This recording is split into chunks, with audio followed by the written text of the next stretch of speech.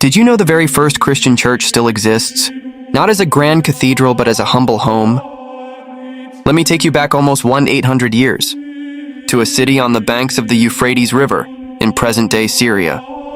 The city was called Dura Europos.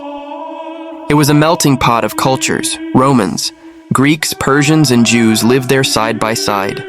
And hidden in its streets was a small group of Christians who would change history. At that time, Christianity was still illegal. Followers of Jesus faced persecution, imprisonment, even death.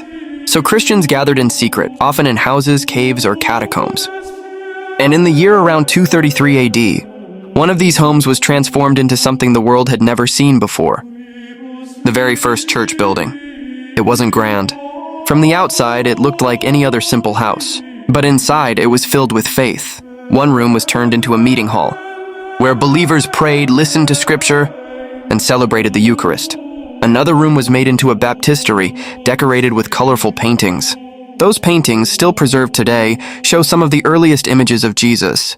The Good Shepherd carrying a lost sheep, and Jesus healing the sick. Imagine that. The first Christian art in history, painted on the walls of this hidden little church. For about 20 years, Christians worshipped there in secret. But history took a dark turn. In 256 AD, the Roman city of Dura Europos was attacked by the Persians. The city fell and the church was buried under the ruins. For centuries, it was forgotten. Then in the 20th century, archaeologists rediscovered it, amazingly well preserved. And today, the Dura Europos church stands as the oldest surviving Christian church in the world. But here's what makes it truly powerful. It reminds us that the strength of the church has never come from buildings, or from wealth, or from power. It comes from the faith of ordinary people. People who risked everything, home safety, even their lives, just to gather and worship Christ. And because of them, Christianity didn't fade away.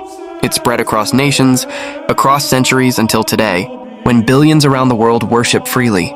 So the next time you walk into a church, whether it's a grand cathedral or a simple chapel, remember the believers of Dura Europos. Their courage, their faith, and their love for Christ built the foundation for all of us. The very first church wasn't about stone walls or stained glass. It was about hearts on fire for God. And that's what still keeps the church alive today.